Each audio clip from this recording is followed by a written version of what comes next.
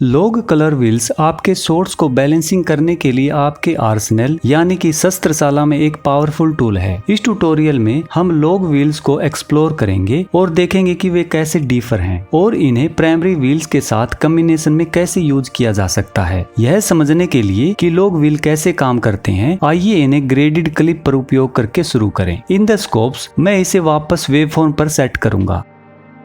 हमारा gradient left की ओर bright white से राइट की ओर ब्लैक की तरफ चला जाता है और हम वेवफॉर्म में इसके रिप्रेजेंटेशन को लेफ्ट की ओर सबसे ब्राइट से राइट की ओर सबसे डार्क की तरफ जाते हुए देख सकते हैं। अब देखते हैं कि जब हम प्राइमरी व्हील्स को एडजस्ट करते हैं तो यह वेवफॉर्म में कैसे बदलता है। हम लिफ्ट मास्टर व्हील से शुरू करेंगे और इसे लेफ्ट की ओर ड्रैग करेंगे। नोटिस करें कि इंटायर लाइन कैसे मूव करती हैं। वेवफॉर्म के टॉप लेफ्ट कॉर्नर में रिप्रेजेंटेड किए गए ब्राइटेस्ट पिक्सल बिल्कुल नहीं चेंज होते, but all other luminance value are impacted. सबसे डार्क वैल्यू सबसे अधिक इम्पैक्ट होती है, लेकिन सभी लुमिनेंस वैल्यूज इम्पैक्ट होती है। इसी तरह अगर मैं गेन मास्टर व्हील को ड्रैग करता हूँ तो हम व्हाइट को क्लिप करना शुरू कर देते हैं, लेकिन इंटायर लाइन मूव करती है। ब्लैक सबसे कम मूव करते हैं, but they all move. In other words, lift and gain controls entire luminous range को अफेक्ट करते हैं, हालांकि वे मुख्य रूप से शैडो और हाइलाइट्स में केंद्रित होते हैं। अगर मैं गामा मास्टर व्हील को ड्रैग करता हूं तो हमारा इंटायर कर्व एक धनुष की तरह हो जाता है। So we are adjusting the mid tones, लेकिन हम लुमिनस रेंज के सभी पार्ट्स को एडजस्ट कर रहे हैं, सिवाय entire black and entire whites के, जिसमें कोई चेंज नहीं होता। तो यह स्पष्ट रूप से दर्शाता है कि lift, gamma and gain segments एक दूसरे को काफी हद तक ओवरलैप करते हैं। आइए इन्हें रीसेट करें और इसके बजाय लॉग व्हील्स को सिलेक्ट करें।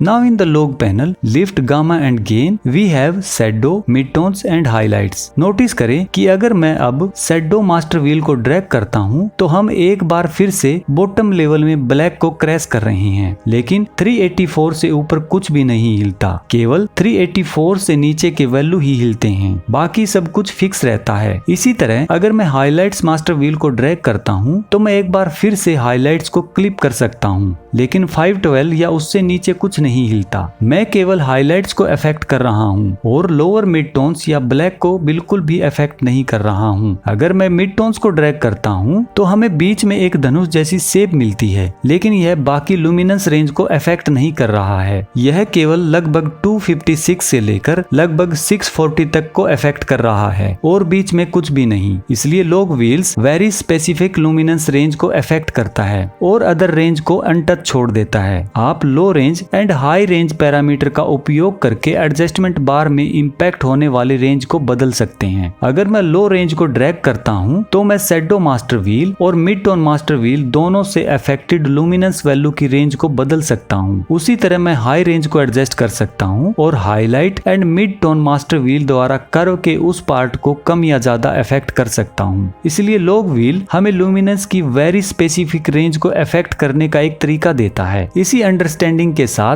आइए देखें कि हम किसी इमेज को करेक्ट करने के लिए primary panel and log panel को कैसे कंबाइन कर सकते हैं। मैं अपने वेवफॉर्म को RGB परेड में बदलूंगा ताकि हम वेवफॉर्म में independent red, green and blue channel देख सकें। चलिए प्राइमरी व्हील्स करेक्शन से शुरू करते हैं। इसलिए मैं व्हील्स को सिलेक्ट करूंगा। We have a very low contrast shot, इसलिए आइए डायनेमिक रेंज को एक्सपेंड करके शुरू करें। मैं शैडो को नीचे लाऊंगा। And now because this is a dark evening shot, मैं हाइलाइट्स को ब्रिंग अप करना चाहूंगा, बट ओनली द हाइलाइट्स। अगर हम यहाँ गेन कंट्रोल का उपयोग करते हैं तो मैं हाइलाइट्स को ब्रिंग अप कर सकता हूँ, बट मैं इंटायर शॉट को ब्राइट कर रहा हूँ, जो मैं वास्तव में नहीं करना चाहता। मैं लुमिनस रेंज को बहुत अधिक अफेक्ट कर रहा हूँ, सो इंस्टेड मैं इसे आधे रास्ते तक ऊपर लाऊंगा।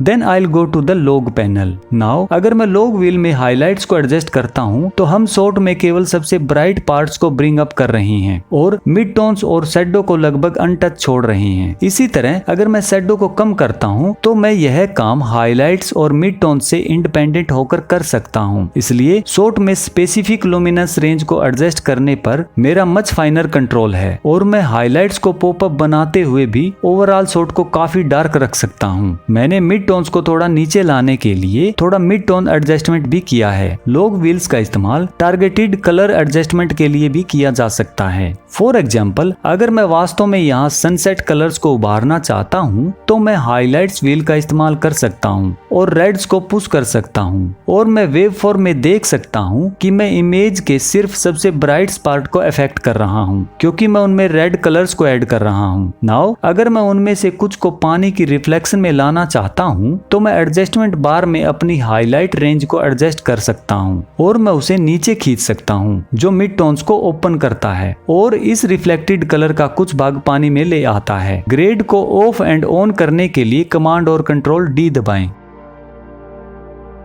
लॉग व्हील्स प्राइमरी के साथ कॉम्बिनेशन में यूज किए जाने पर बहुत पावरफुल हो सकते हैं। ये ओवर या अंडर एक्सपोज फुटेज के लिए विशेष रूप से अच्छे हैं क्योंकि आप बिना रेंज के बाकी पार्ट्स को प्रभावित किए एक नैरो बैंड में कंप्रेस्ड डायनेमिक रेंज को एक्सपेंड कर सकते हैं, और जैसा कि हमने देखा है आप उन रेंज में कलर बैलेंस में मामूली बदलाव कर सकते हैं। अगले ट्यूटोरियल में हम शॉट मैचिंग पर अपना ध्यान केंद्रित करेंगे। अगर आपको मेरा यह ट्यूटोरियल पसंद आया तो जो स्क्रीन पर दिखाई दे रहा है इस वीडियो को देखना न भूलें। तो ठीक है दोस्तों, मिलते हैं नेक्स्ट ट्यूटोरियल में नए टॉपिक के साथ। तब तक के लिए happy learning, happy colour grading. Bye friends.